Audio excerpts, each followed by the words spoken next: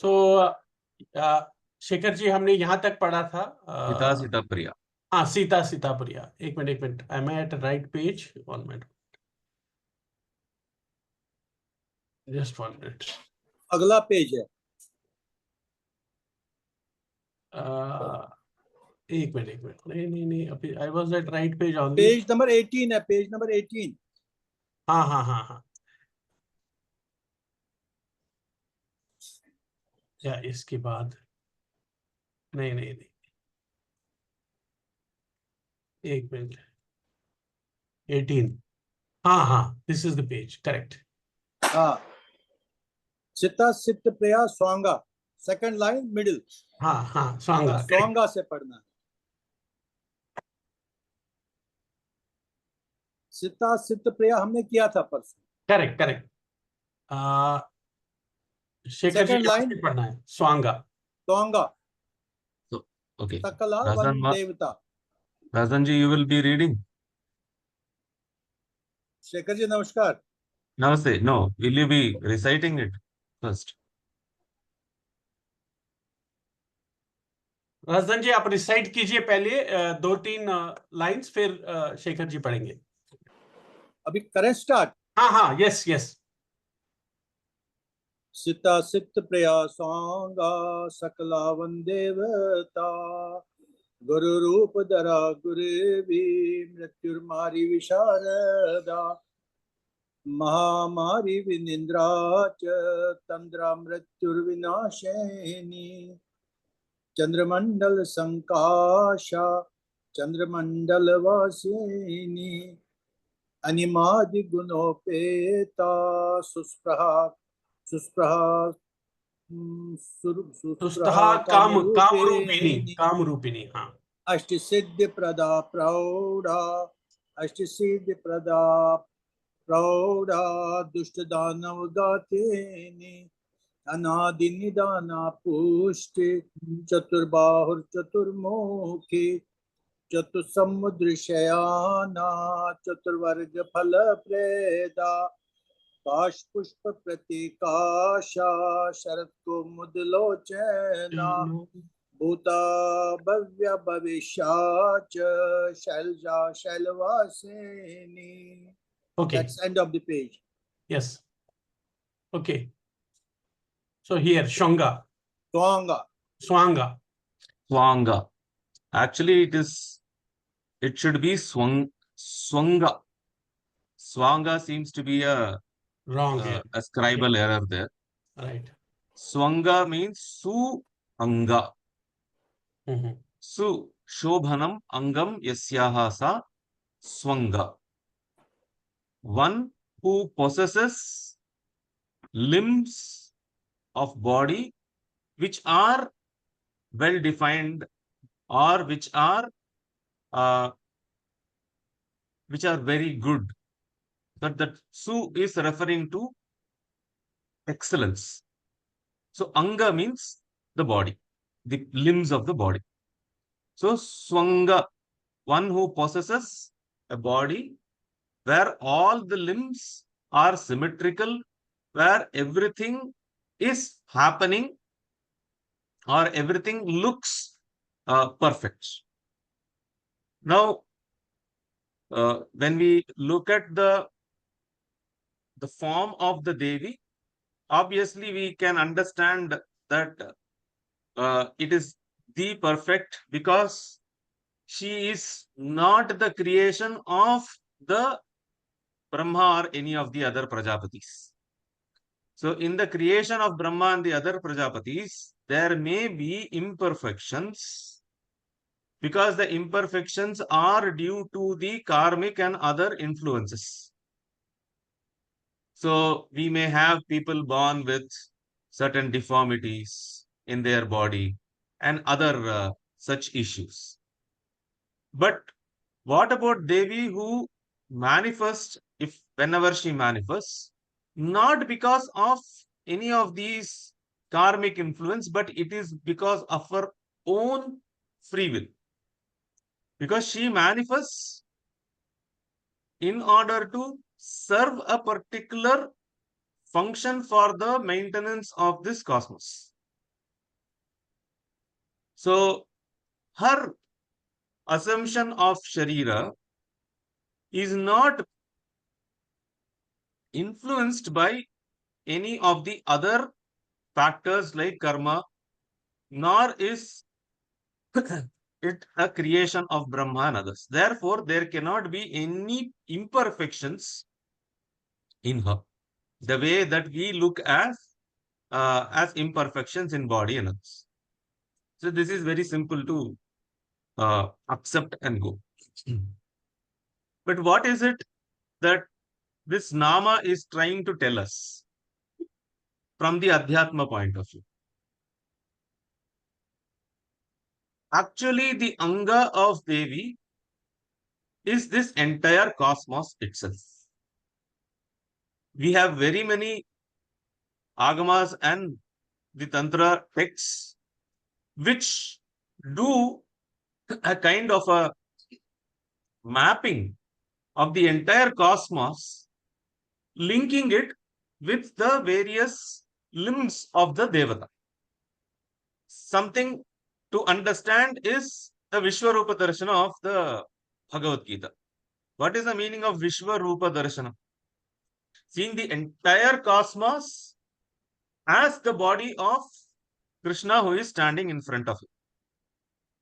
So, this typification is found in many Agama and the Tantra texts. For example, the Tantra Rajatantra, it gives an entire list of which worlds, which of the Bhuvanas constitute the fingernail, then goes on till it reaches the tip of the head. So, by the time it comes to the head, the entire cosmos, as it is recorded in the Agamas, is represented as the various limbs of the Devata. Similarly, we have it in the Maladi Vijayotara Tantra also.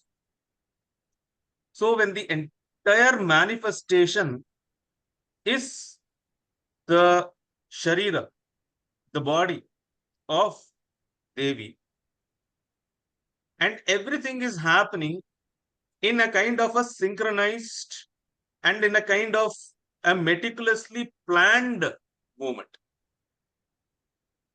Normally in the Tarka Shastra, this is one of the many logics that is used in order to prove the existence of Ishvara.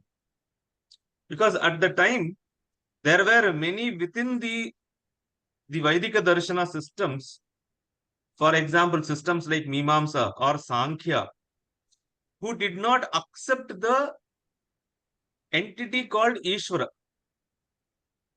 They were obviously the non-Vedic darshanas, though they were dharmic darshanas, but they were non-Vedic, such as the Bauddhas and the Jainas. They also did not accept the concept of Ishvara. So, one of the logic that the Naiyayikas, the Nyaya as a system, uses is the analogy of a forest and a garden. It says, look at the garden. In the garden, you will find the trees placed well spaced out, planned. So, a set of trees all in one place, and in other places, the other set of trees, everything neatly laid out in a proper designed manner. Look at the forest where there is no human intervention. The trees and all the plants and other things, they are in a haphazard manner. So now they extend this. They say, look, wherever you see order, there is a conscious entity behind the order. You cannot have order without a conscious entity behind it. And that conscious entity is Ishvara. And since there is order in universe, there has to be a conscious entity who is the cause of the universe. That is the Ishvara. So this is one logic which is used. They use several others, but this is one of the important ones.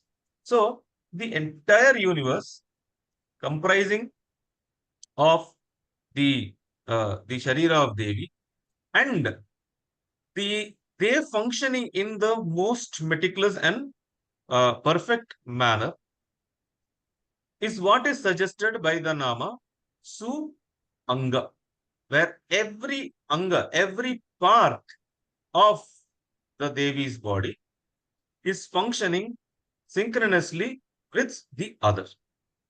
So Devi is Swanga.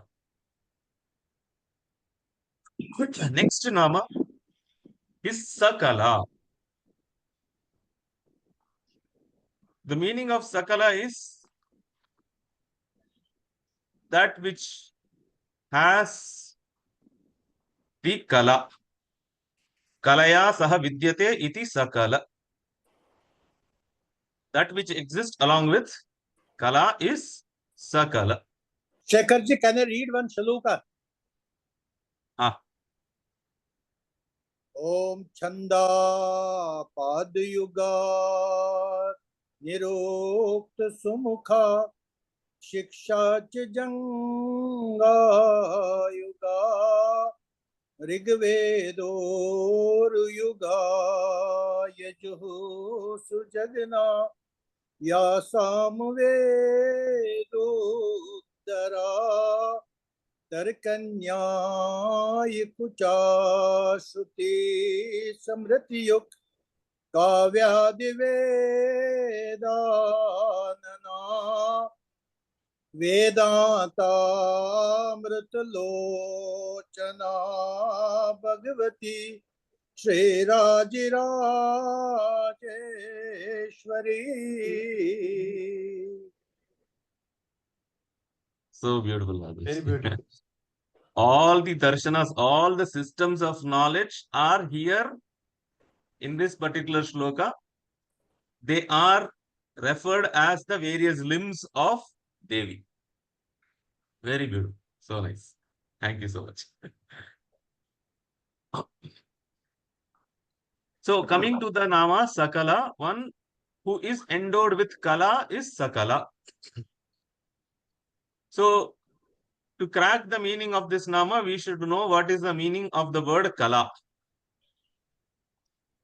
So in Sanskrit, the words have to be interpreted according to the context, because the same word may have multiple meanings depending upon the context. We have seen some instances earlier also about this. So in this specific context, the name Kala, though the word Kala is normally used to understand fine arts, in our normal parlance, when we speak, the word Kala is a term which we use for fine arts, any kind of fine arts. Here, Kala has a very specific meaning in our Shastra, in our system. In the Shiva Sutra, the third sutra, Yoni Varga Kala Shariram. Yoni Varga Kala Shariram. In this sutra, the meaning of the word Kala has been fixed. So, Shiva himself fixes this in the context. Furthermore, our acharyas in their bhashya, when they explain, they have explained it in a very, very fixed manner what it would be. Because the previous sutra is Jnanam Bandhaha. Following the sutra Jnanam Bandhaha, we are having the sutra Yoni Varga Kala Shariram. Jnanam Bandhaha as a sutra is referring to the Anavamala. So in this sutra, Yoni Vargaha and Kala Shariram refers to the Maya Mala and the Karmika Mala. Okay, so what is Kala? Kala means activity. Kala is activity. So when we, in the sutra, the Nama Kala Shariram means that or one whose form is activity, which is karmika phala. So, okay, coming to the specific instance here. Devi as Sakala, one who is endowed with action. Now, when the manifestation of the universe has taken place, the manifestation is understood by us in from different perspectives by grouping them differently. For example, when we group them as the 36 tattvas, there is a different approach to this grouping. Okay. So there is an approach for why it is 36. So they are forms of reality. The 36 tattva itself means that aspect of reality. So we are classifying the aspects of reality into 36 kinds. So when the approach is from there, it is 36. We look at the world as 36. When we look at it from the Kala aspect, because in the Tantra and the Agama, the aspect of Kala is very important because each of the activity point of view is important because it is referring to the fivefold powers of Parashiva. Chit, Ananda, Ichha, Jnana, Kriya. Each of these gives rise to 5 different kalas. Pravritti Kala, Nivritti Kala, Pratishtha Kala. So there are 5 kalas and each of the kala will comprise of the 36 tattvas in certain groups. For example, Nivritti Kala will consist only of the Prithvi Tattva. The other will consist from the Jala up till Prakriti. Like this it goes on. So here the grouping or now is coming from the activity point of view. So Kala means how do we group as per our categorization based on actions. So when we call Devi as Sakala, we are referring to the aspect of Devi who categorizes and using those categories, she carries on with the sport of the manifestation. Because if you have to use anything in our day-to-day life, you should know to categorize, right? What do we do when you have to go and set up a kitchen? Let's say we have moved from one place to other place. You have to go and set up your kitchen. What will we do? First thing we will do is classify or categorize and then arrange accordingly. Only then your next activity will start. Your cooking will start. So you will put all the similar kind of, let's say, vessels in one place, all the pulses in one place, all the spices in one place. So some kind of categorization we would do in order to proceed with the action. It's a subsequent action. So this categorization based on activity is what is called, I'm explaining in a very lay terms here, is called as the approach of the Kala in the Tantras and the Agam. So by calling Devi as Sakala, we are referring to her aspect of categorizing as per the action and functioning or being responsible for the functioning of the cosmos. So she is Sakala. The other way of looking at the Nama Sakala is to contrast it with another term linked with this, Nishkala and Sakala. Nishkala is that pure consciousness, wherein the Prakasha Vimarsha and its Samarasya play has not begun. Which means we are talking about the state which is beyond the Srishti or beyond the Panchakrityas. It is only when the Adya Spanda takes place, the entire creative cycle sets in, and then it becomes Sakala. So when we refer to a Devata as Sakala, it is in reference to the play of creation. To contrast, we have the other form, which is the Nishkala.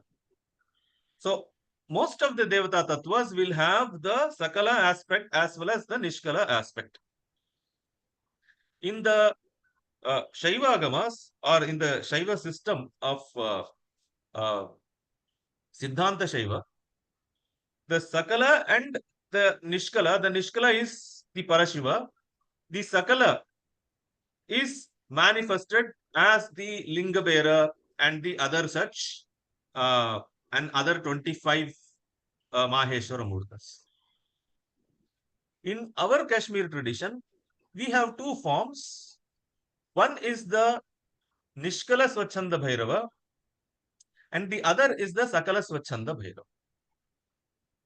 So Sakala Swachhanda Bhairava has the Aghoreshwari as his consort, and we are talking in the same tattvas of it is that image that we normally see where he sports 18 arms, has Aghoreshwari on his left lap, and he's seated on Rudra. He's riding on Rudra. So you will see one red color being carrying Sakala Swachhanda Bhairava on his shoulders.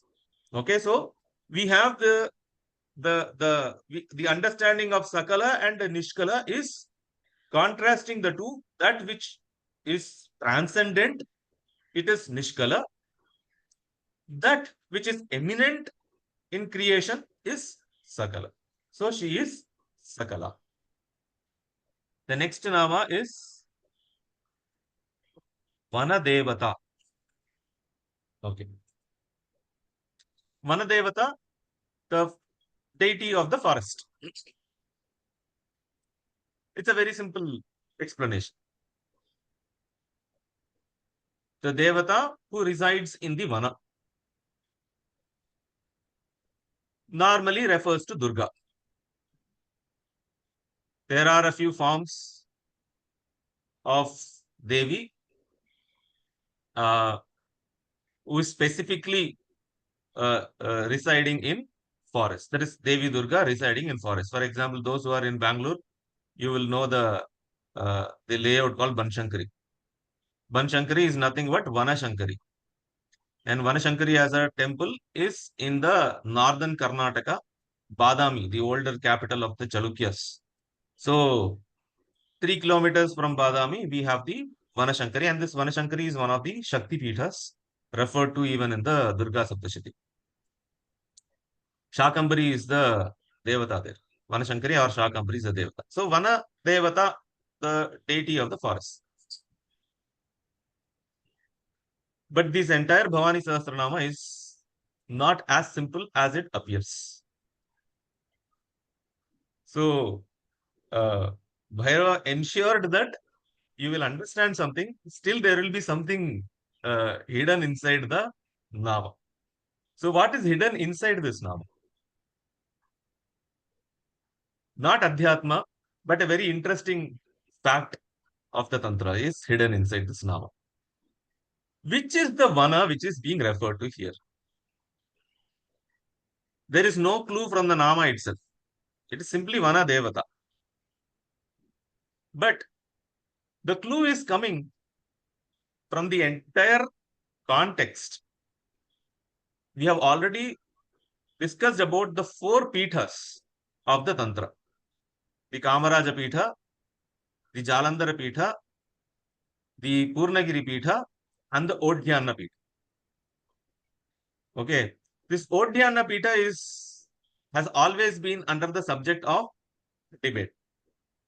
There are a few places, at least 2 more places, which claim to be the Odhyana Pitha. But the proofs in the Mula Tantras are very, very clear that Odhyana refers only to the Kashmir region. Okay. Let's see one more. Why it is Kashmir region. In Kubjika Mata Tantra, which is one of the authoritative texts of the Paschimamnaya, in the Kubjika Mata Tantra, the Odhyana Pitha is also referred by another name, Udyana. And it derives from the word Vana. Vana means Vanati, that which is desired. And it goes on to explain that this is the Adi Pitha which is desired by the Devi to reside. And it explains. It is this explanation that is very, very conclusive to show that why Odhyana is Kashmir region. It says, Sa Shaila Vana Kanana. The region is Sa Shaila. It has mountains. Vana. It has forests. Kanana. It has groves. So there are two more claimants to Odhyana. One is Puri. The other is Kanchipuram. Neither of these two will fit Sashaila Vana Kanana. There are no Shailas in either of the two places. Puri is on seashore.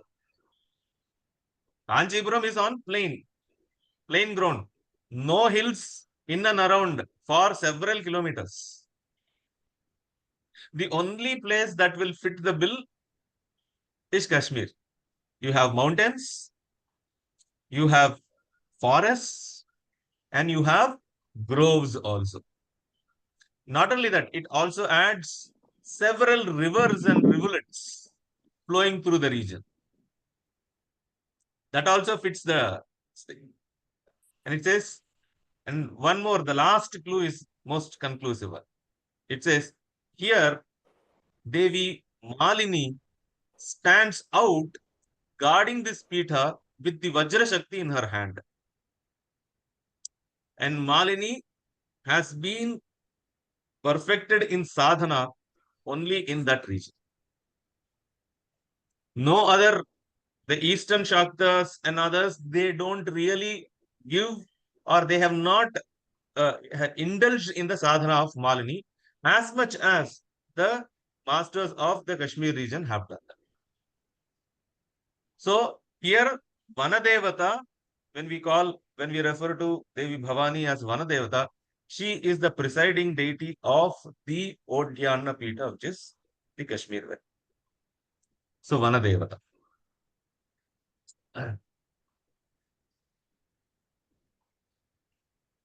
Nama, sorry, I missed it. Guru Roop. Yeah. Guru Roop. Guru Rupa Dhara. Right? Dhara. Guru Rupa Dhara. One who assumes the form of a guru.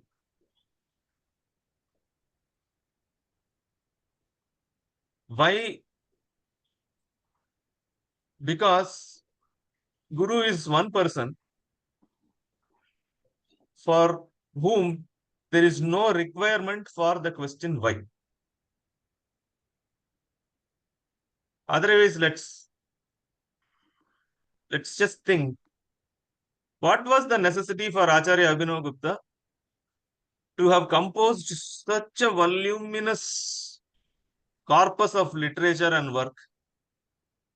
Did he do it because he was expecting, let's think of three types of benefits. Laukika benefit in the form of wealth and others? No. Then there is one, the other set of benefit is not a tangible, but an intangible worldly benefit in the form of name, fame, power, position, etc., etc. Any mathas and any power positioning there? No, nothing. The Adhyatmika point of view, is he going to get elevated because he wrote Tantra Loka? Is he going to move one step closer to moksha marga? I'm just using these terms very loosely. No. So, for no reason, these acharyas, they have taken all the effort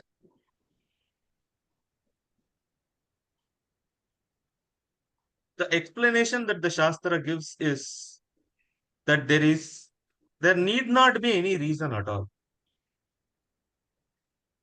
In Lalita Sahasranama, there is one Nama which describes this aspect of Guru in Devi. It says, Avyaja Karuna Murtihi. She is Karuna Murti. She is form of compassion. And that compassion flows for no Vyaja, does not require any reason for the compassion to flow. So Devi is the Anugraha Shakti which flows during the Diksha from the Guru to the Sishya. We have explained this process earlier also. That is why in our system, the three concepts, mantra, diksha and guru, they are irreplaceable. One cannot simply take up a book and start doing his sadhana. The Rudra Shakti Anugraha or the Shakti Pata will take place only when it is channelized through Guru. And that Shakti is Rudra Anugraha Shakti, which is Devi herself. So Devi herself is the Guru, or in the form of Guru, ensures that the Sishya is the recipient of the grace. There is one compilation of verse by name Mooka Panchashati. It was authored by a Mooka Kavi, a poet who was dumb from birth and who got the power of speech because of this Anugraha of Devi. So he composed these 500 verses. And these 500 verses are divided into 5 sections. Shataka, Padaravinda Shatakam, Kataksha Shatakam, like that.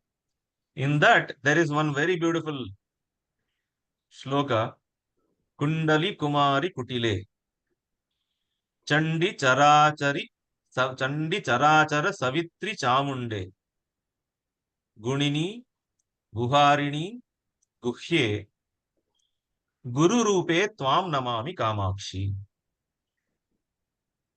The stotra is in praise of Devi Kamakshi, the presiding deity of Kanchipura. This is Kundali, Kumari. So he goes on listing the various known namas of Devi to tell the bhaktas, can you identify her? Can you, I hope when I say Kundali, you will know what she is. So he says Kundali, because Kundali is something which is there in all of us, right? But how many of us will understand Devi when we call her as Kundali? Because none of us know that there is Kundalini Shakti in us. And it says Kumari. And it says Kutile, Chandi, all the other popular namas of Devi. Charachara Savitri. Then he says, okay, nama is not working. Let me tell her what her function is. One who is Charachara Savitri, one who bears, one who nurtures the entire movable and the immovable universe and kind of thing. Still nothing goes into my head. Chamunde, no. Gunini, no. Guharini, one who is living inside the heart. No change. Finally, he says, okay, there is one nama which everybody will understand. It says, Guru Murte Tvam Namami Kamakshi. If I don't understand what Kamakshi Tattva is, doesn't matter. I have my Guru. He is right in front of me. He is Kamakshi. Guru Murte Tvam Namami Kamakshi. So Kamakshi is not someone inside the temple, not residing somewhere else, not inside the heart. All that is also her. But the easiest way to know and understand and serve Kamakshi is by serving one's own Guru. That is why final statement was Guru Murte Tvam Namami Kamakshi. So easiest way is Guru Rupa Dhara. Very, very simple to know her. If we cannot even think of how she would look like, because there are so many dhyana shlokas, but when we sit for meditation and all those things, it's very difficult for us to fix that form in our mind. So the Tantragama says, don't worry. Imagine or bring to your mind or bring to your focus the Rupa of your Guru. Because that is very easy. Because that's a tangible form in front of. So, Guru Rupa Dhara. For no reason, just as the Guru showers all the highest benefit upon the sadhaka, she, in the form of Guru, does that. So, she is Guru Rupa Dhara. Next nama is Gurvi. Here, the word Guru is Guru. The previous nama was Guru, short U, Rahasva Hukara. Here it is Dirgha Hukara. So when we add the Stri Pratyaya, that is the feminine gender suffix E with U, we get the form Gurvi because of Sandhi. Guru means that which is heavy. So even in Hindi, we have this term Gurutva. Gurutva is Akarshana. For gravity, we use the word Gurutva Shakti. Okay. So why? Because that which attracts. The word Guru means that which attracts, right? That is why it is gravity. That which is heaviest will attract the others. So Guruvi is one who has the highest density or highest power of attraction. One who can attract or one who has the highest power of attraction. So Guruvi. Why is it that she is attracting? She will attract in two ways. This also again in many of the texts, including Pratyabhijna Hridaya, Acharyas have shown. She will attract both towards the Srishti as well as towards the Samhar. So when we speak of towards Srishti means for one who has not realized, one who has not undergone proper training, one who has not had the grace, the flow of grace, the Shaktis, that is the Jeshtha, Amba Jeshtha, Raudri and the Vama, they will propel the person towards the external world, make-believe external world. So it is pushing someone more into the worldly life. So that attraction is also because of the power of Devi. That is towards the Pashubhava. Same Shaktis, the same Amba, Jeshtha, Vama and Raudri would also be able to attract the person towards the Shiva Bhava. So both are happening only because of the grace of Devi. Matter of in great details, this has been explained by in the Bhashyas. So when we call Devi as Guruvi, the highest power of attraction, either towards the samsara or towards realizing our Swarupa. So she is that power. So she is Guruvi. Mrityuhu. No. Sorry. Mrityumari. Mrityumari. Mrityumari. One who destroys Mrityu. One who destroys Mrityu is Mrityumari. Mrityum marayati iti mrityumari. Because mrityu is the transformation from one phase to the other because of the influence of the karma. So what we normally understand as death, our entire drishti, our world view. So here, just 1 minute I will take. The world view of the Indian systems, no matter what, whether it is Tantra, whether it is the Vaidika, or even the others, such as Bauddha Jaina, all the dharmic systems, or let's call it as the Indic systems. The worldview of all the Indic systems have emphasized on the cyclical nature of reality. We have never looked at any aspect of reality as linear, be it time, okay, or be it any other form. For want of paucity of time, I will just take the example.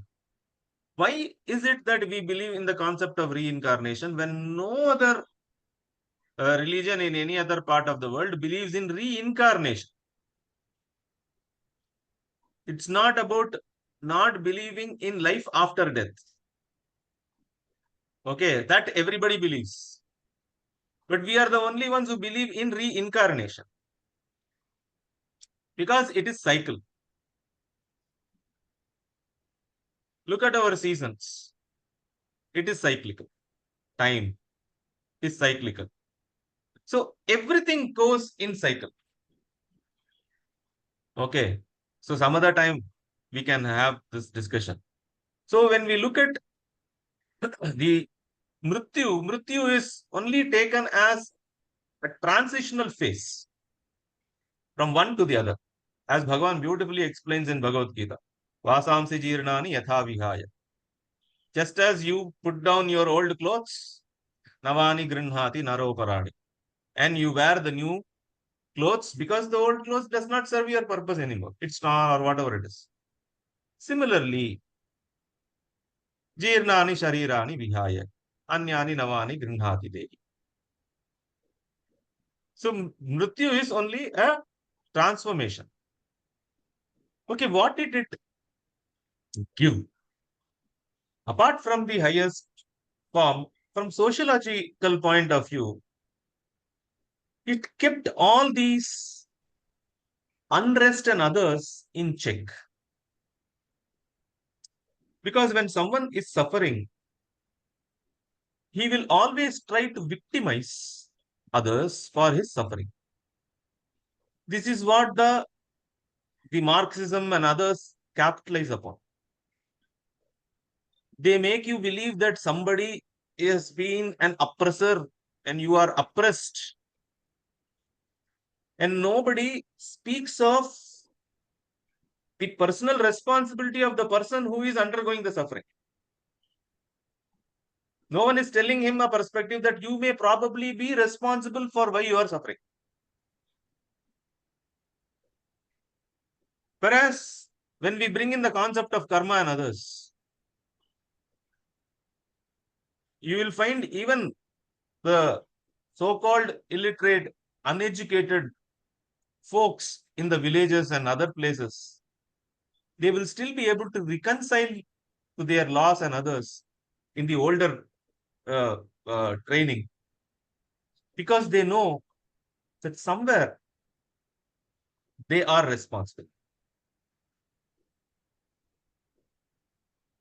Not putting the blame on system, people, hierarchy, and all that stuff.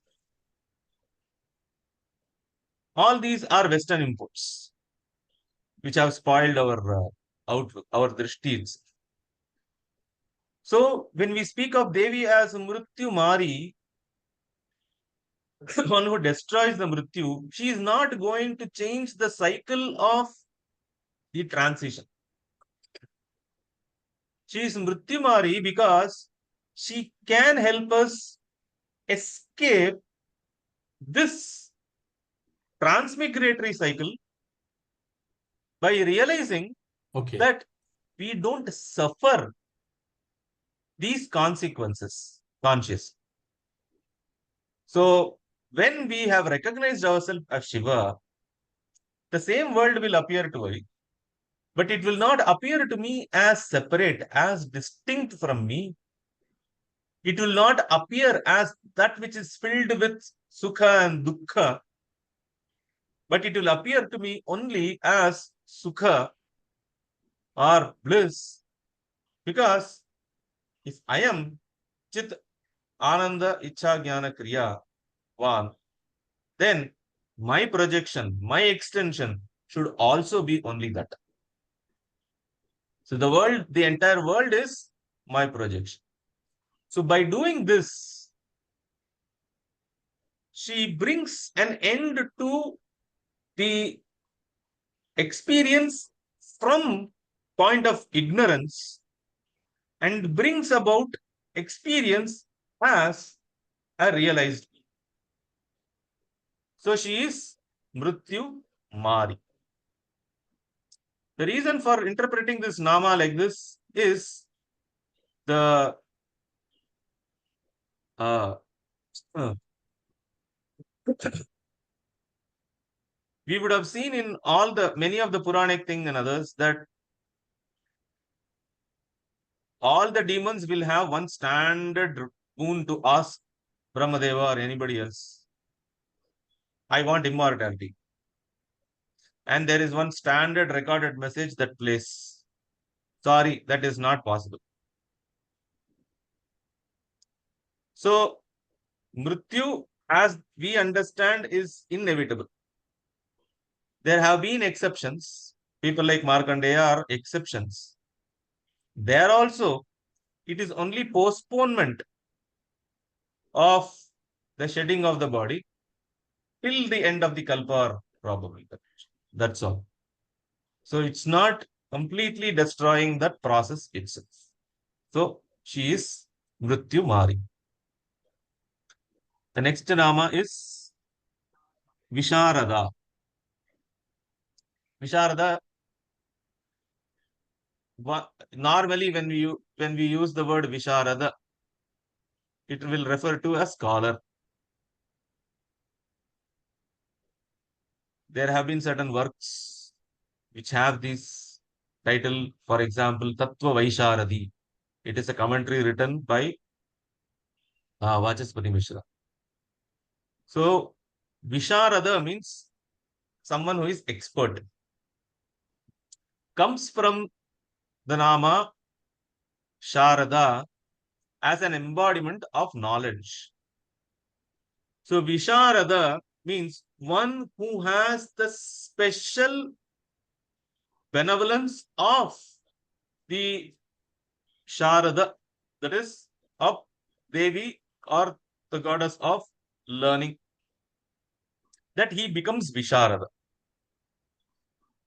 Others may have knowledge, he may have something special, the grace of Devi herself, which puts him way above the others. Therefore, he is Visharada. So, one who bestows this excellence in Kalas and in Vidya, Devi is called as Visharada. Mahamari is the next one. Mahamari.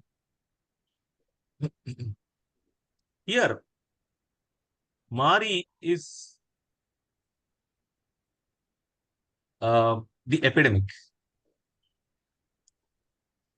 Normally, whenever there was an outbreak of an epidemic in the olden times, be it in villages or in towns, there would always be one Devata, especially a Shakti, on the outskirts of the village, who is responsible for the protection of the village. And she will normally be an aspect of Durga. because it is believed that all the epidemics and others are caused because of not pleasing this devata. So they would perform the required rituals in order to please her, kind of thing. At least from the south point of view, southern part of India, most of the states here, what we call as the Mahamari. In the northern states, she is referred as Shitala. So both the devatas, they look same and appear, functionality, everything is same. Smallpox, chickenpox, all these pox and epidemics and pestilences and all those things, avoid. If there is an instance of such pestilence, first thing they will do is they will seal the borders of the village. No entry, no exit. So it was a quarantine system that was put into effect. Second, abundant use of turmeric and neem in these rituals. So once again, we know both these are known for their anti-germicidal properties. So it was a kind of a system that was built in order to safeguard, in order to keep the people, and there will be no group congregations within the village and all. So not what all we normally saw during this pandemic corona that was followed in the villages during the ancient times. Not ancient times, I mean, even as recently as this thing, it was followed. So the aspect of Devi as Mahamari or as a Shitala was responsible for the control of such epidemics and such pestilences. Why? The name is very simple. Mahamari. If it is epidemic and things, it kills in large numbers. No? The loss of life is in large numbers. That is why it is Mahamari. The one who is invoked in order to avoid or in order to reduce the effect of such epidemics and this thing is Mahamari. Yeah. Can we stop here, Mother? Yeah, sure. Okay, Shekharji. Namaste. Thank you so much. Yeah. Namaskar, everybody. Namaskar ji. Thank you so much.